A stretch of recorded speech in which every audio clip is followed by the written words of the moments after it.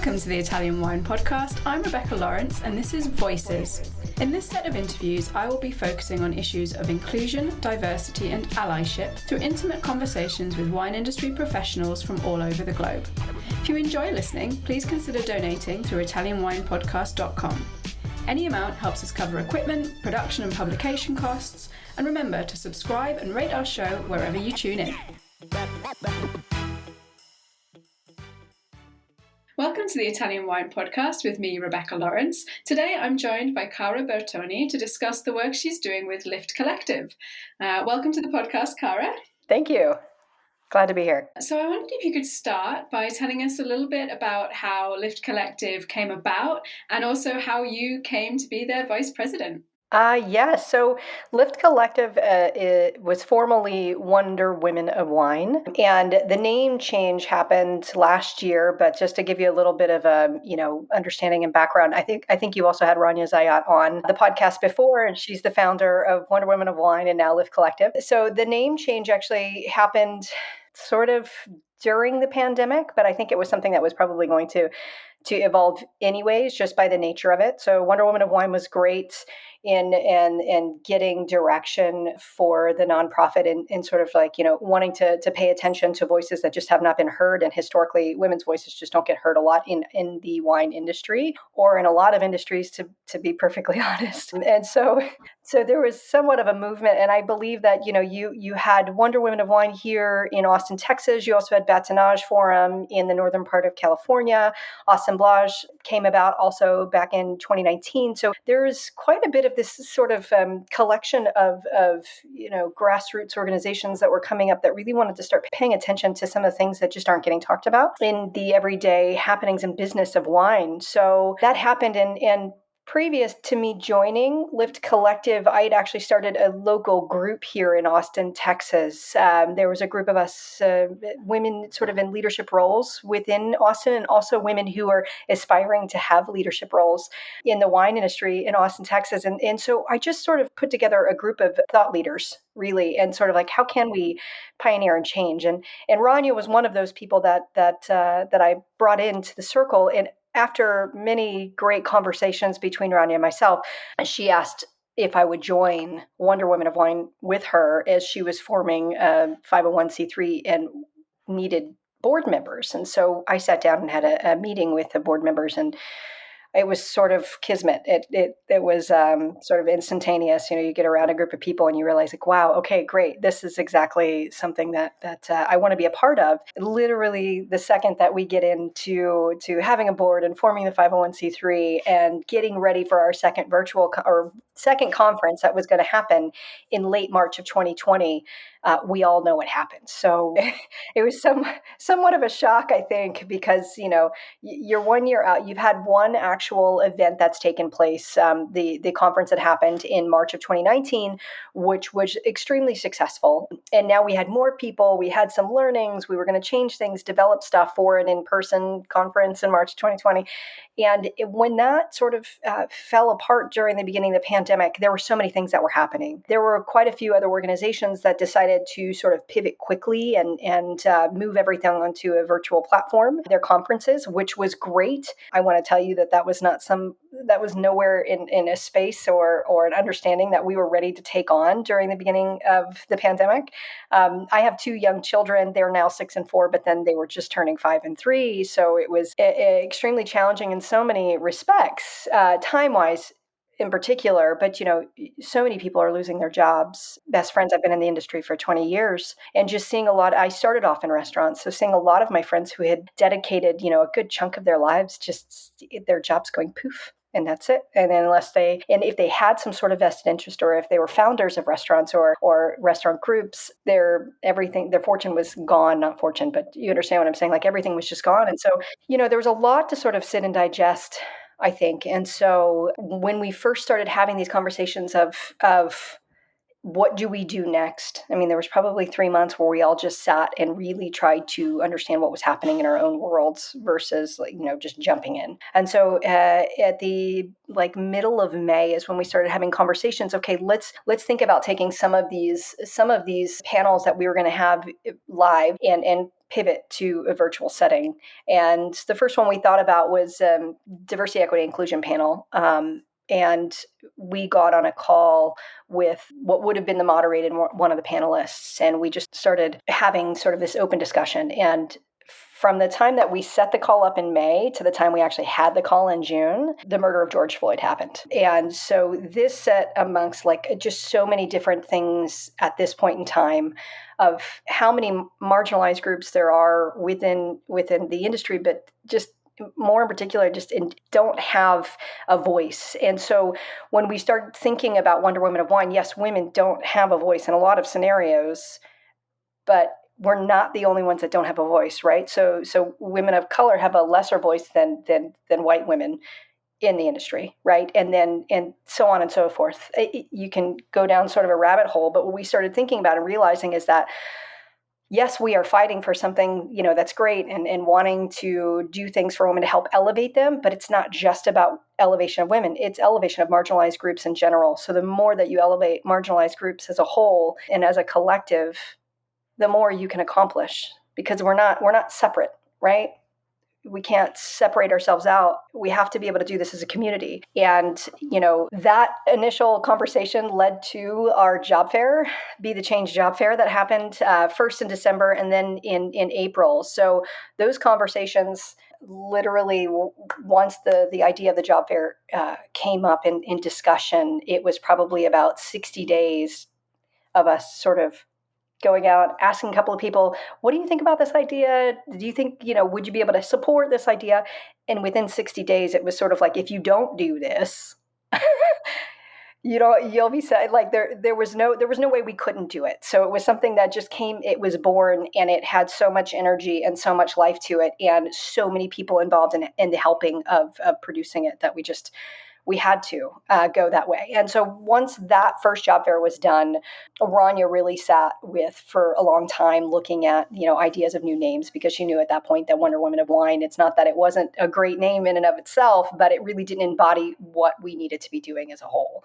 So we wanted to have all voices included. And so Lift Collective was then born, name-wise, out of that. And so we still have a huge women base for Lift Collective for sure, but we have a lot more voices that are coming in and a lot more community members that are involved that aren't just solely women, which is great. I think it's really interesting to see, how that developed, and also that you guys were brave enough to take the decision and say, we did have this initial direction, but we recognize that there's more to be done, and we can still do that.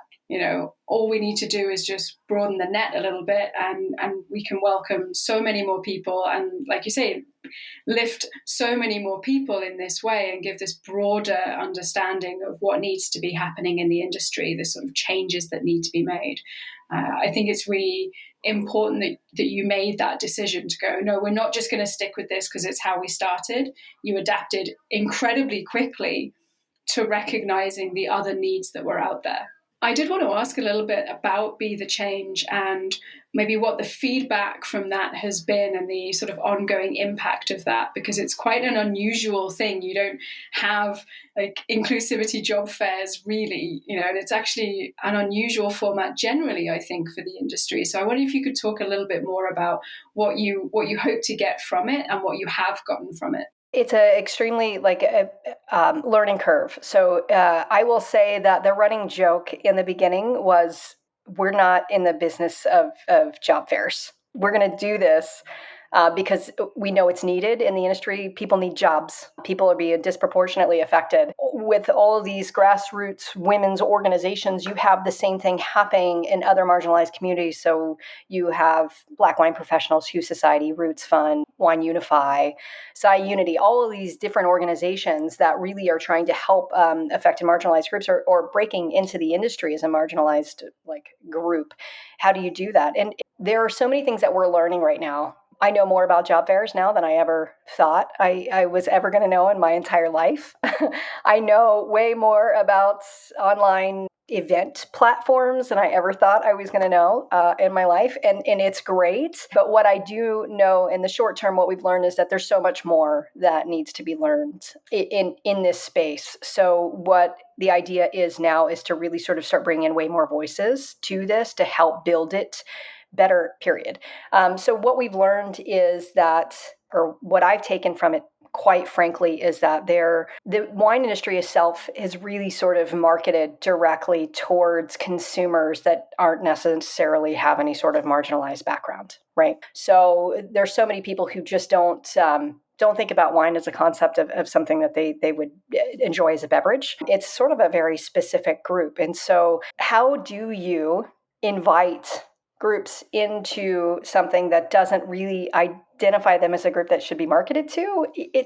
There's so many things and so many onions to like unpack on this. What we've learned is that there's community within each of these smaller groups that is really sort of driving this desire of wanting to change. And so the only way there's two huge things that are happening. So we are working with organizations to help build a candidate base, a base of a group of people who are looking for jobs that are of marginalized communities. We, by no stretch of the imagination, we are completely inclusive as an entity. So if you are a middle-aged white man looking for a job in the beverage or wine space, wine and spirits now, come to the job fair. That's okay. We want everyone to be there. We don't want this to be exclusionary by any stretch of the imagination. But what we are doing is making sure that we're working with organizations that inherently have a base or a community that is marginalized in nature, if that makes sense, right? So what we're bringing in are going to be people who are looking for jobs that maybe haven't typically been in the industry. And so what we're sort of trying to figure out now is that like there's not a huge, like a big story about how do they fit in. How do you fit in when this industry hasn't done it? So what's happening right now? So you have this candidate base that is interested in the wine industry, wants to be part of the wine industry, has great capabilities. So they may have come from restaurant, maybe they came from other CPG, consumer product or packaged goods, other parts of the industry, just not beverage yet. But what we're realizing is that, from a top-down level, we have the opportunity to bring people in. But if the culture isn't inviting, how do you get them to stay? If it's not inclusive, how do you get them to stay?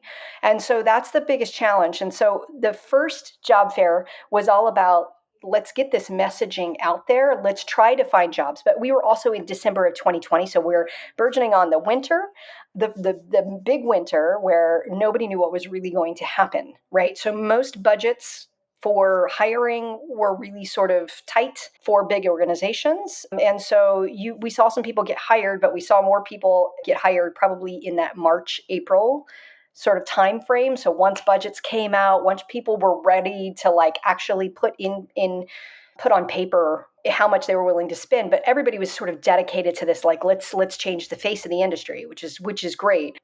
Hiring managers, HR directors, right? But really what we need is the vision to come from the top down. So it doesn't matter if you're pulling people in, if they get in and they don't see anybody else that looks like them or that thinks like them, right?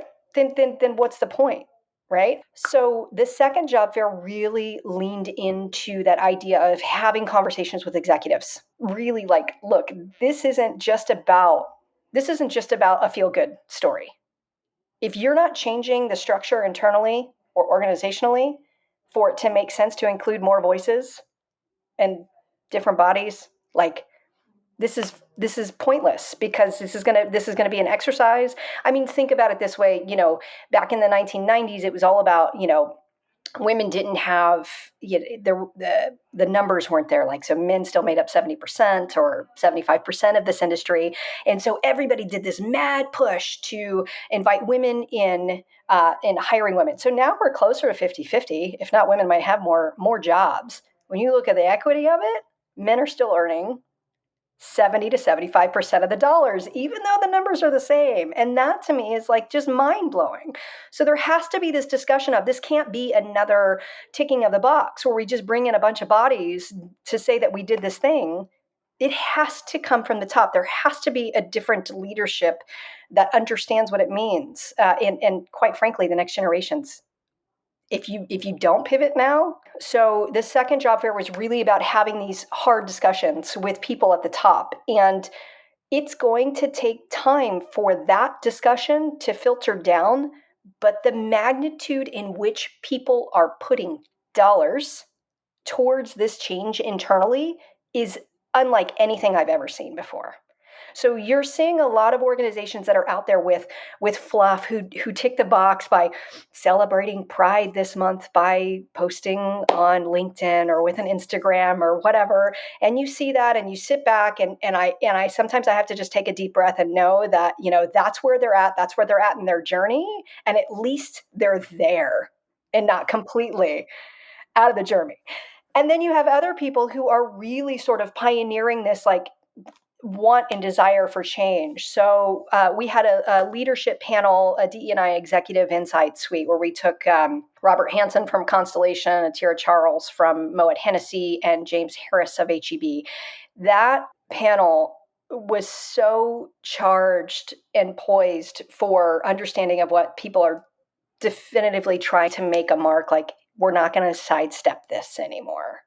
We are really going to implement things that provide inclusion practices within our internal structures.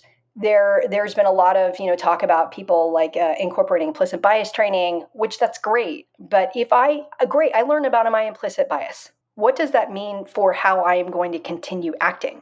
Just because I know that I have implicit bias doesn't necessarily mean I'm going to change my actions. How do you change actions? Having ERG groups, great. So you have ERG groups where people can get together and talk about, some of the things that they can do to change that. Those are awesome. But also when you have a microcosm inside of something as big as a large wholesaler, but it's these small groups, it's a loop. It's like a sounding board. So like you actually don't get out, right? And so you stay sort of confined in. And I mean, internally in a lot of I'm not going to name names, but you have, like women's groups within organizations. And inside of those women's groups, it's like there are these leadership groups where there's, like a woman of higher stature is supposed to pull a younger woman, bring them up. If you don't have anyone from your executive team attending those, male executives attending those to help understand and identify what may be issues internally, you can't leave that up to women to change that. You have to be in the room listening. So I think a lot of times what happens is again, you throw money at this thing, you're hoping it's going to change. But if you're not involved in the process, it's not going to change. So what we're hearing now is that is coming down from some of these really key players in the industry. As soon as they start implementing things and they can start identifying key, like if you can grab key ideas from different, industry leaders, it's a matter of time. It will take time, but things will start to fall in to place. So it's little bits by little bits. And so what we're learning now, we partnered with Thurgood Marshall College Fund for the April event, which was amazing. And so we actually reached out to their scholars that were graduating this year for May graduation. And so we invited them to join the job fair, which is exciting. One of the things that I learned most about this, and mind you, the job fair happened 2 days after the verdict of Derek Chauvin. And so a lot of the candidates that would be coming in from could be coming in from Thurgood Marshall, I think had a lot of our candidates had something completely else on their mind. It was an interesting week, let's put it that way, for a lot of reasons. But one of the things that I started thinking about is that, I had this idea in mind, it's, I think, 60 different colleges that they're connected with. So it's historically Black colleges and universities that are public that are within the Thurgood Marshall College Fund, like umbrella. And so what we had is we were working with their team that sort of sits at the top, and then they would go out to each of their universities and sort of let everyone know that there's a job fair, or come join us. What I started thinking about too is that, like, well, if we have never as an industry really sort of catered to the desires or wants or needs or anything of some marginalized communities or Black communities, they might see this job fair and just think, why would I don't drink wine. or, like, none of my friends are in it, none of my family members are in it, nobody's been in it. Why would I do that? So there's so many ideas that I started thinking about, like, wow. So for like next go around, it's sort of like, how do you engage that next generation to want to be a part of this industry, right? How do we become a cool industry that really is trying to, diversify thought in how we are looking at humanity and how we are making sure that we're paying it back to the Earth's resources as well. Like, how can we be more thoughtful in how we are looking at this industry as a whole, right? And I'm a firm believer in sort of benefit corporation ideals, triple bottom line. So you're not just looking at profits; you're looking at multiple different things across the spectrum for how you look at business and being more holistic and thoughtful about business. And so that's when I started realizing that it's not even that it's a much bigger problem on our hands, but we are so antiquated and we're so steadfast on being, this is the way it's always been, and this is the way it's always going to be, and you're not doing it right. You have to do it this way. There's really not been a lot of opportunity for intentional innovation, really. So we've just been stuck, I think, culturally in this industry for so long. So that's sort of like the next iteration of my mind is, how do we make it really not just about bringing in marginalized groups? How do we make this more holistic for everyone to want to come in and be a part of this industry? And that's something that is a big takeaway for me, how we're going to shift next with Live Collective, with Be the Change, with anything that I'm sort of working with. Yeah, I was actually, you've managed to basically preempt all of my questions.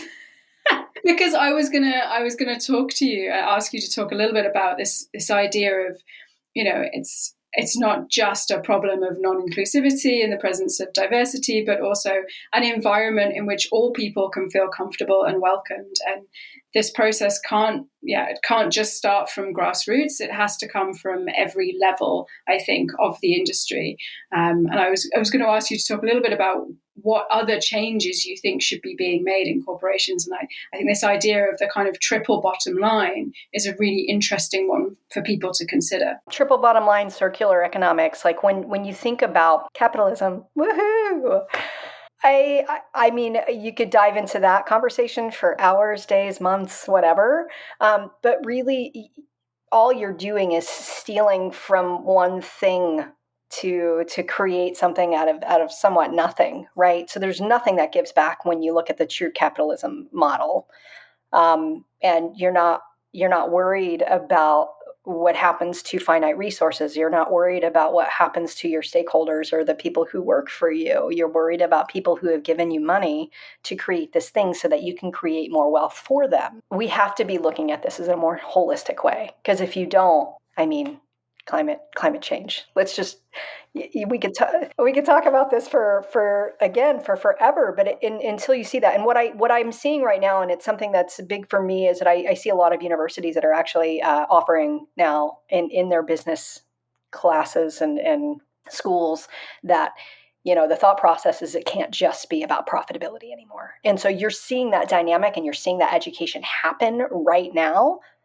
But how long before those people make it up the ladder, right? So if we can somehow start seeding those possibilities, those conversations now at the executive level, right, and people start managing that up, then I think that we will see more of that. Truly, all it takes is one or two companies to make that switch in this industry, and it's going to change, I think, quickly. I mean, one of the so there's a benefit corporation certification, B Corp certification. There's only a few wineries that have done it. So you see it more in the beer industry. You don't really see it so much in spirits, but Fetzer Vineyards signed on an early adopter for benefit corporation B certification, which I thought was like, really? Fetzer did that? That's I had this idea of what I thought, who I thought would be early adopters, but you have, I think, either Solena or maybe Sokol Bloss or somebody, a couple of those in Oregon. Oregon's got quite a few smaller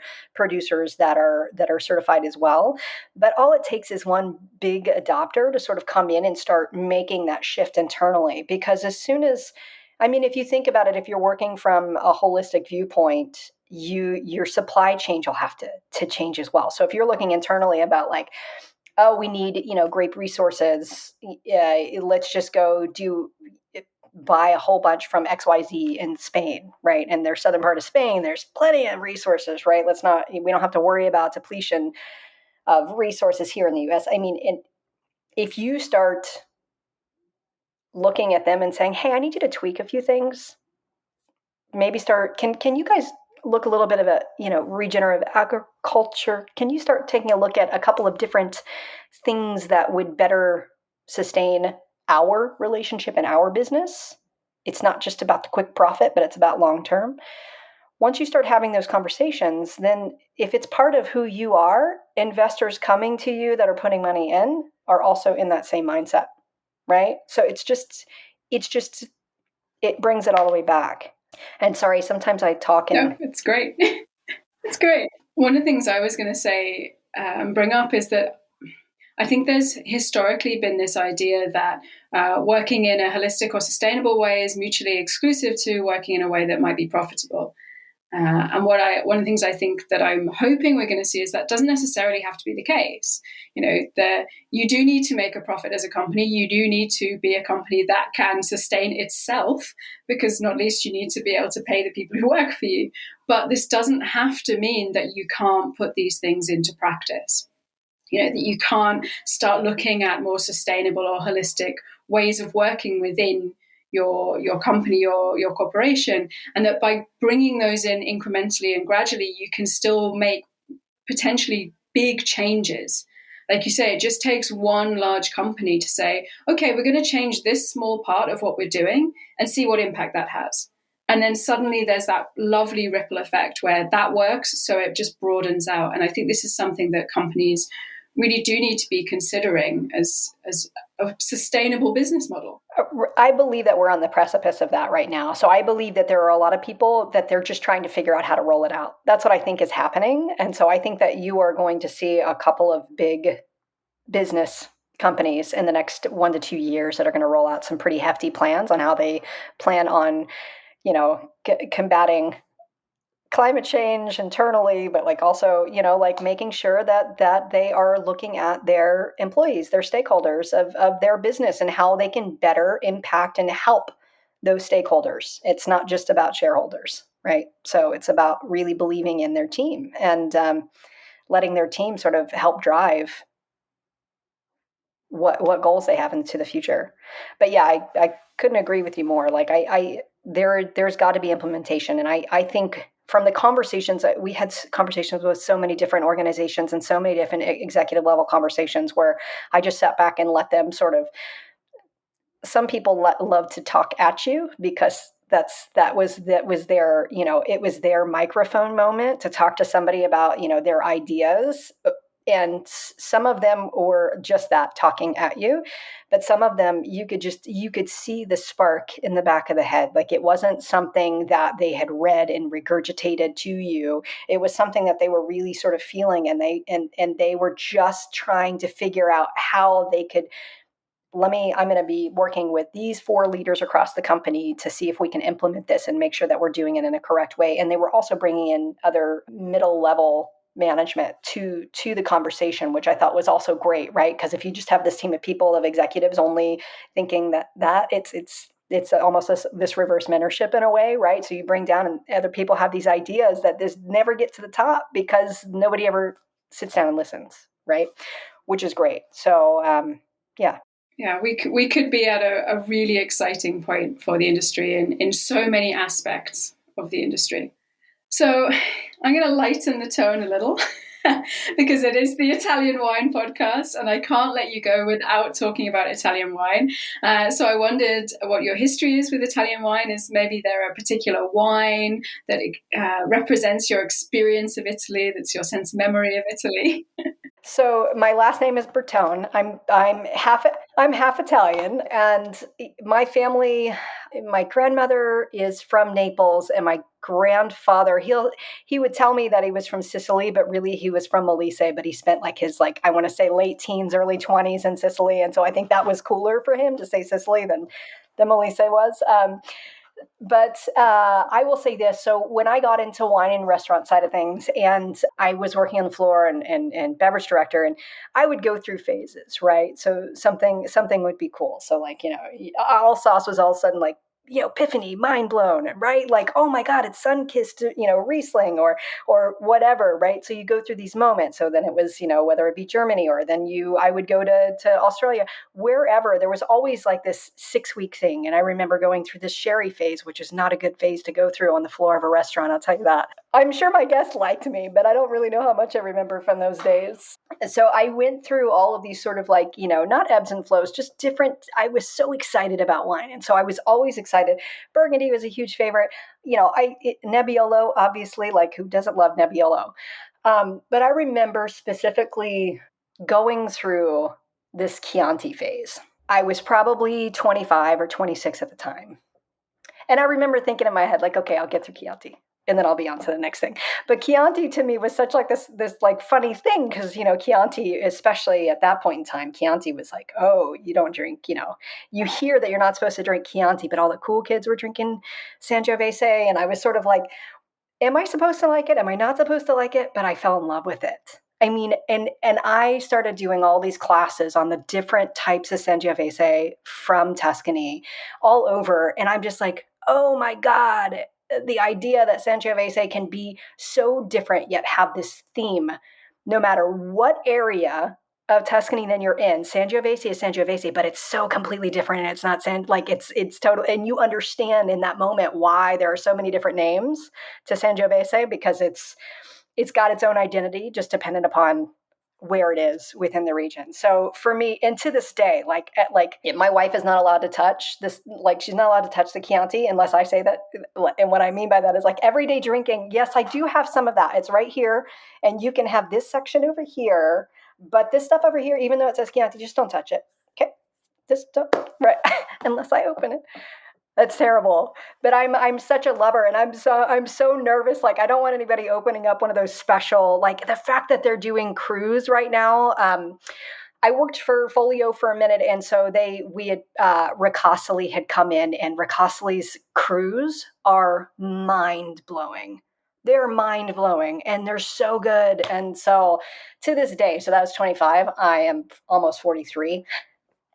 It still hasn't gone away. Like, I love it. So, but Italy in general is just a rule of thumb. Like, you can get stuck in Italy. People love France, and there's so many great, like, this is Burgundy, and this is this, and yes, there are nuances and things, but there's something about Italy to like where you can get in and you just get lost, and you're like, okay, I'm cool. I'm cool to be lost. That's fine. It all tastes great. I'm fine.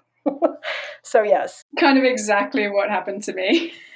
I fell in love with Tuscan Sangiovese, and that was it. Like I just dived straight in, and I've never surfaced.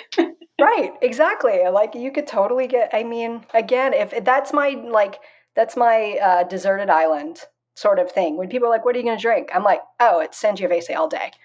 Wait, wouldn't you want a white one? Like, yeah, I guess I drink more white than I do anything else, but if I'm going to be stuck somewhere and that's the one thing I have to drink, it's Sangiovese. Oh, kindred spirits. Yeah. Awesome. Cara, thank you so much for joining me on the Italian Wine Podcast today. Yes, thank you. It's been such an interesting conversation. Where can our listeners find you online or on social media? You can find me on Instagram and Facebook. I don't do a whole bunch of stuff on social media, posting wise, just because I have kids. So I leave it. I sort of leave it up to Rania does a lot of the posting for Lift Collective and for Be the Change. So I sort of let her like run with it. But yes, you can find me on both of those. Yeah, so for our listeners, check out Lift Collective, check out Be the Change on Instagram, LinkedIn, their websites, all the social media. Thank you for listening. Don't forget to follow us on social media, subscribe, and of course, donate on the website so we can keep these great conversations flowing. Listen to the Italian Wine Podcast wherever you get your podcasts. We're on SoundCloud, Apple Podcasts, Himalaya FM, and more. Don't forget to subscribe and rate the show. If you enjoy listening, please consider donating through ItalianWinePodcast.com. Any amount helps cover equipment, production, and publication costs. Until next time, Cin Cin.